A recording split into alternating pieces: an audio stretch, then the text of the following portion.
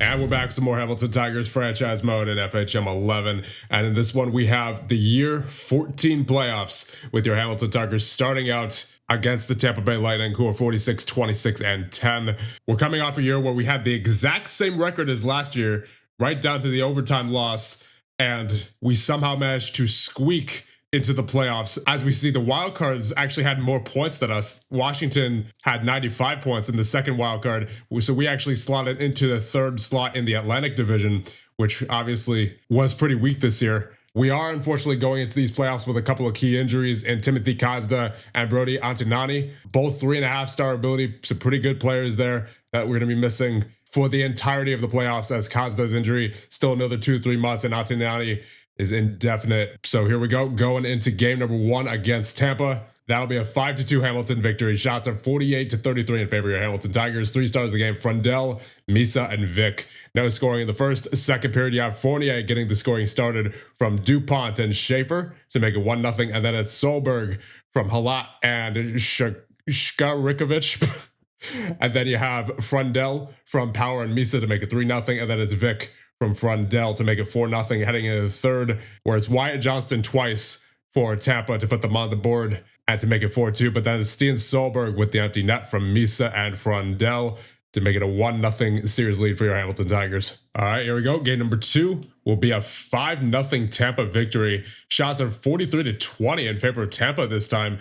3 stars of the game: Johnston, Bedard, and Franzen. First period, no scoring. Second period, you have Mullen, Franzen, and Johnston with the goals for Tampa to put them up 3-0 heading into the third period, where you have Bedard with the goal and then Johnston with another one to make it a 5-0 Tampa victory. All right, here we go. Game number 3, tied at 1 in the series. That'll be a 4-1 Tampa victory. Oof. Shots are 48-20 in favor of Tampa. What are we doing here, boys? 3 stars of the game: Verhoff, Franzen, and Lester. First period, no scoring. Second period, you have Jenny Fiat with the goal for Tampa to put them up 1-0. And then it's Ovanen and Wilkie to make it 3-0 before we get our first from Miller with 8 seconds remaining in the period from Schaefer and Wahlgren to make it 3-1. But then in the third period, it's Axel Franzen with the goal. And it's been a pretty rough past 2 games here, as they outshot us by a wide margin in those 2 games. So let's hope we can bounce back here in game number 4. That will be a 3-1 Hamilton victory. All right, I'll take it. We're back in this series. Shots are 32-30 in favor of Hamilton. 3 stars the game: Frundell, Verhoff, and Wahlgren. First period, you have Watson with the goal from Wahlgren and DuPont to put us up 1-0. The second period, you have Vigo Bjork with the goal from Shkarikovic and Frundell to make it 2-0. And in the third period, where it's Joe Miller from Vic and Frundell. And then it's Keaton Verhoff with the lone goal for Tampa to make it 3-1. But we are now tied at 2 in the series. All right, here we go. Key game number 5 will be a 4-3 Hamilton victory. Shots are 41-36 in favor of Hamilton. 3 stars game: DuPont, Wilkie, and Bjork. First period, Joe Miller with the goal shorthanded from Power and Wahlgren to make it 1-0. And then it's Kane Wilkie with the goal for Tampa to make it 1-1, heading into the second period, where it is Eichelberger with the goal from Schaefer to make it 2-1. And then you have Anton Frundell from DuPont and Bjork with his first assist of the playoffs to make it 3-1. But then it's Connor Bedard on the power play, makes it 3-2, heading into the third period, where it's Berkeley Catton to make it a tie game. But then late in the period, Michael Misa on the power play from Bjork and Frundell makes it a 4-3 victory. So we just narrowly avoided overtime there, and we are headed into this game number 6 with the advantage. Come on, boys. And that'll be the 1-0 goal by Joe Miller from Michael Misa to put us up 1-0 halfway through the first period. Oh, but there's a goal for Tampa. Wyatt Johnston, he's been hot in this series, makes it tied at 1. And heading in the second period now. And that'll be another one for Tampa. Ricky Kessler with the goal to put them up 2-1. And that's it for the second. Heading into the third, down by 1 still. Come on, boys. Come on, Hamilton. There it is. Artem Korolev with the goal from Frundell and Bjork. He's going to get the next one. It'll be Eichelberger from Shkarikovic and Schwartz. Can we hold this lead? Come on, Hamilton. There it is. There's another one. Michael Misa from Vic and Schaefer. And will that be all? Nope, one more for good measure. Simon Fournier with the goal from Halat and Wahlgren. And that'll just about do it for this series. We are off to the second round. Shots are 35-33 in favor of Tampa. 3 stars of the game: Misa, Schaefer, and Shkarikovic. Saying Schaefer and Shkarikovic back to back is a bit confusing for my tongue, because it's like every time I read Shkarikovic, it takes a little bit of extra effort to say, because I think I automatically default to Skarikovic or Sharikovic, not Shkarikovic. And in the second round now, we have the 51, 23, and 8 Buffalo Sabres. So let's get right into it. Game number 1 against Buffalo will be a 3-2 Buffalo victory. Shots of 43-25 in favor of Buffalo. 3 stars of the game: Schultz, Wahlgren, and Martin. First period, you have Schwartz with the goal from DuPont and Travers to make it 1-0 in favor of Hamilton, but then it's Schultz with the goal for Buffalo to make it 1-1, heading into the second period, where it's Carter Watson with the goal from Solberg and Wahlgren to make it 2-1, but then it's Lawrence Lind for Buffalo to make it tied once again, heading into the third period where there's no scoring, and then in overtime, Mike Schultz with the goal for his second of the game puts Buffalo up 1-0 in the series. All right, game number 2 will be a 5-1 Buffalo victory. Oof. Shots of 43-23 in favor of Buffalo. Not liking that. Not liking the shot differential we've been seeing so far in this series. 3 stars of the game: Dahlin, Ludwig, and Latikainen. First period, no scoring. Second period, you have Landon Reshny with the goal to make it 1-0, and then it's Rasmus Dahlin with 2 to make it 3-0.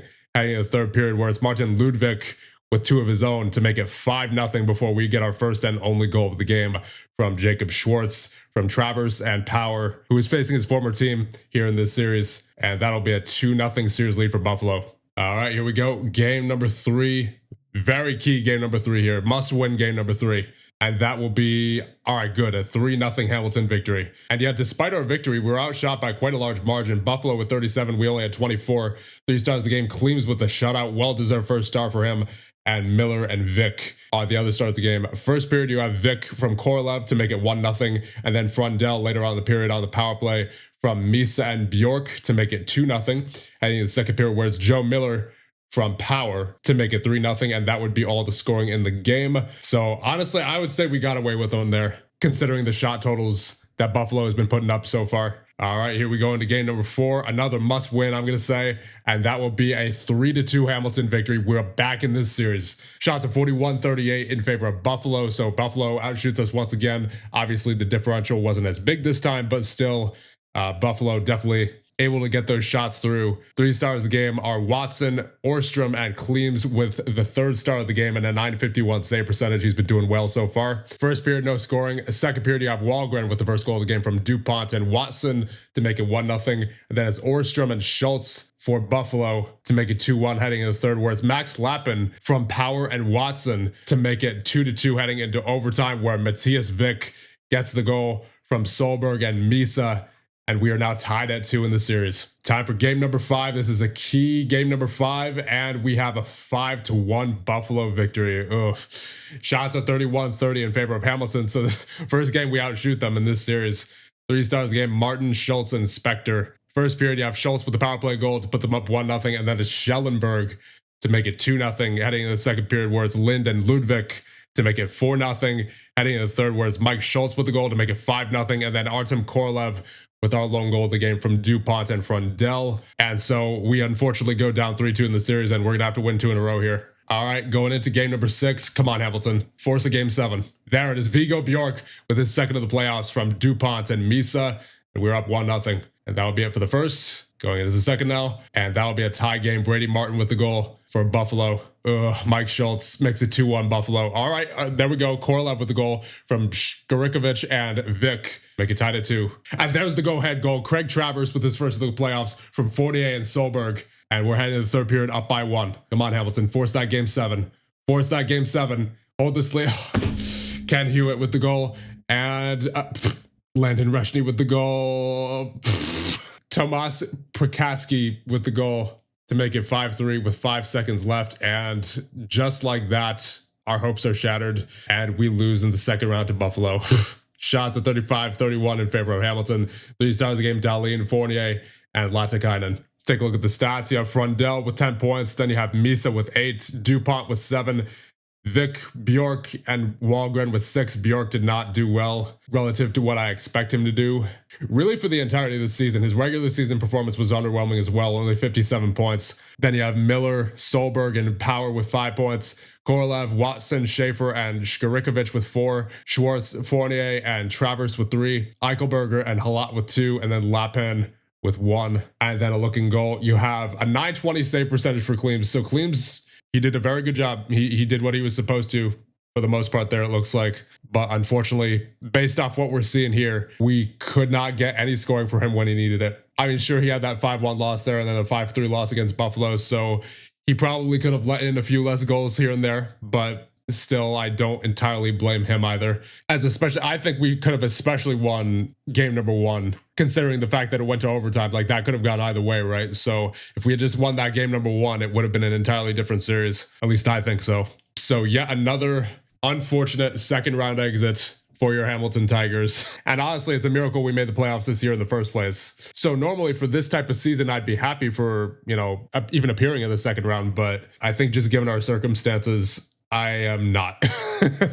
Just how long this team has been trying to make it work, and it just for the most part hasn't, right? I mean, it's always been one thing or another. Like it's either goaltending or lack of scoring, or it's always something with this team, it seems. So we head into this offseason with a couple of big names to re-sign. You have Schaefer, who is the main guy here. He wants 7.7 for 5 years. You have Shkarikovic as well. He had a good defensive grade. I want to re-sign him, assuming he doesn't want too much. Wants 5.5. Just considering his defensive grade, I think he's worth that. Knapp, we are not re-signing. He was atrocious to start this year, and that is why he's now with Brampton. And he's asking for 3.3 for 3 years. That is not happening. Eichelberger, I think, will release. Travers, I think it depends on how much he wants. 4.1 for 3 years. 39 points in 68 games played. That's not bad. I mean, he's not a bad player. He's a 16 playmaker rating, but he's definitely not at the top of my priority list. Slavomir Farkas, what does he want? 2.6 for 3 years. Wahlgren only wants 1.5, but to be honest, he's not that good of a player. He's only some cheap depth, so he's definitely not a priority.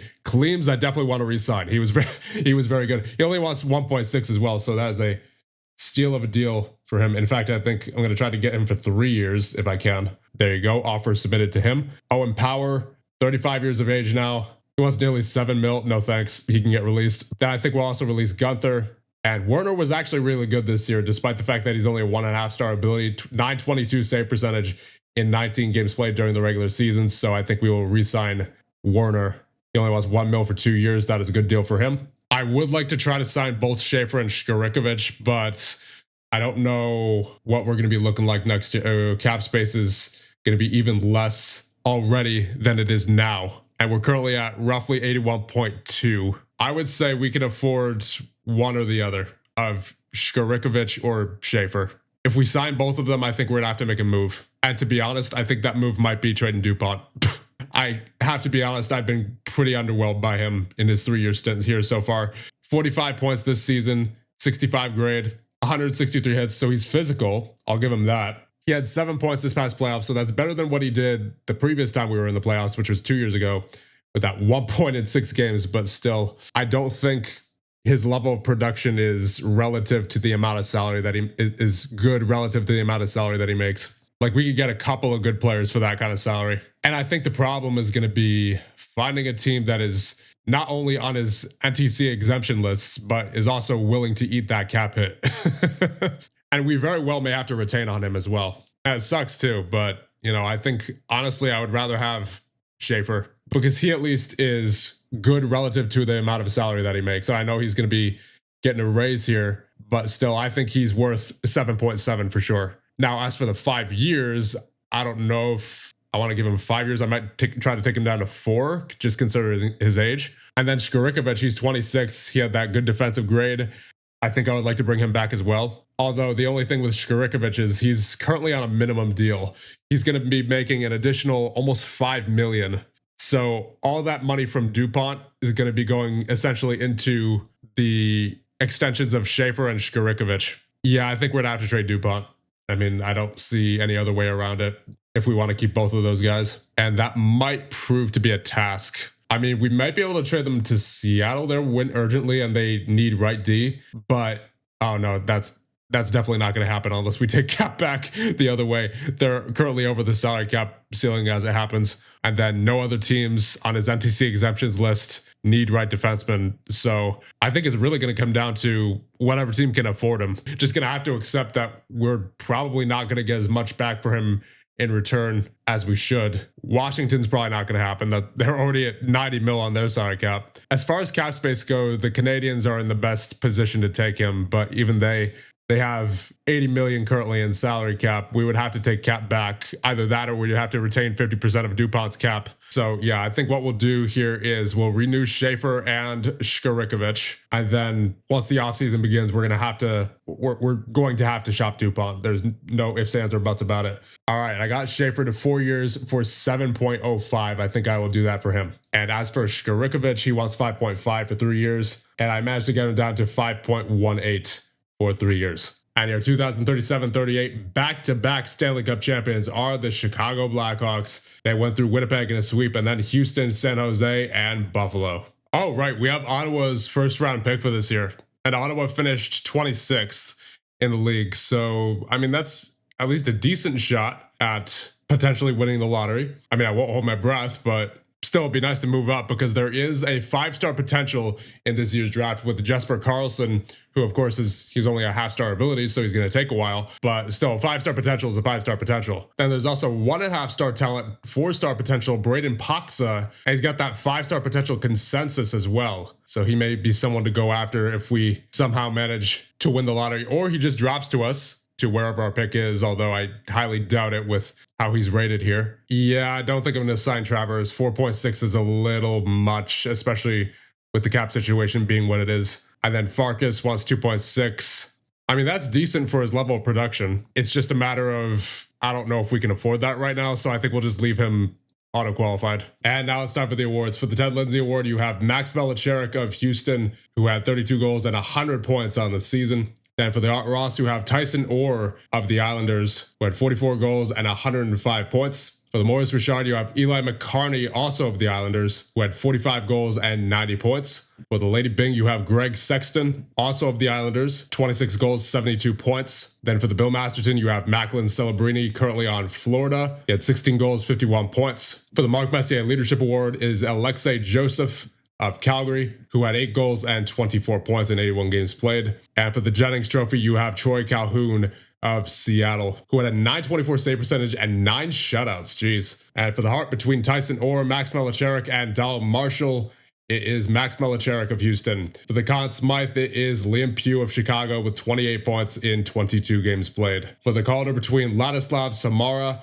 Kevin Rathgeber, and Ronald Wenzel, it is Kevin Rathgeber of Pittsburgh with 41 points in 69 games played. For the Norris between Dal Marshall, Richie Devos, and Ben Murphy, it is Dal Marshall with 82 points in 82 games played. And for the Selkie between Henry Meyer, Timothy Miro, and Braden Jugnoth, it is Timothy Moreau of Boston with 44 points. For the Vezina between Nick Marson, Troy Calhoun, and Adrian Kostel, it is Troy Calhoun of Seattle. And for the GM of the Year between Mike Murray, Chris O'Hearn, and Andy Schneider, it is Andy Schneider of Seattle. And for the Jack Adams between Mike Ricci, Rick Davis, and Bobby Sanguinetti, it is Bobby Sanguinetti, also of Seattle. Oh, we have a trade offer for Owen Power, apparently, who his contract is expiring. Tuomas Risanen, the 21-year-old center. I mean, he's not great, but it's better than nothing. Complete trade. And now it's June 23rd, so let's take a look at our unsigned prospects. I think the only ones here I'll sign are Yannick Ike and Kevin Weber.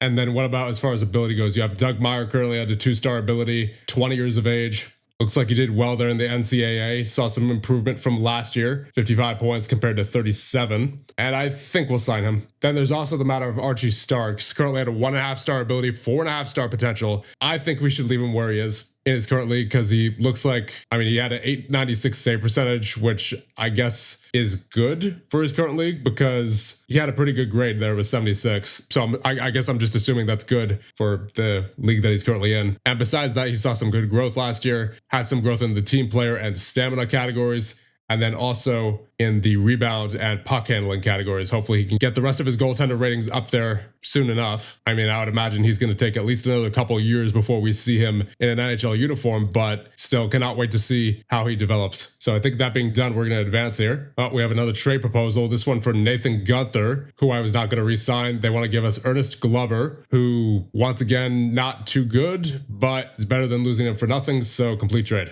And here we are on the last day of the season. We reached the playoffs, had a winning season, and met our objective. Longevity bonus of 13, total season score of 33, total career score so far of 303. 6 available points. I will put them into coaching prospects, physical training, and defensive training. Chris Knobloch is up for renewal. I mean, we've already gone through so many coaches. I just want to find someone who sticks for a while, you know? But we unfortunately have not done too well under Chris Knobloch here. I'll give him one more season. And if we find ourselves in the same position next year as we have for the past 2 seasons, then he's definitely out of here. All right, so we are now on July 1st, and I think we're going to call it here because we do have a big offseason ahead of us, namely figuring out what we're going to do with Landon Dupont. And I don't think it's a matter of, at this point, of if we're trading him, but a matter of where to and for what.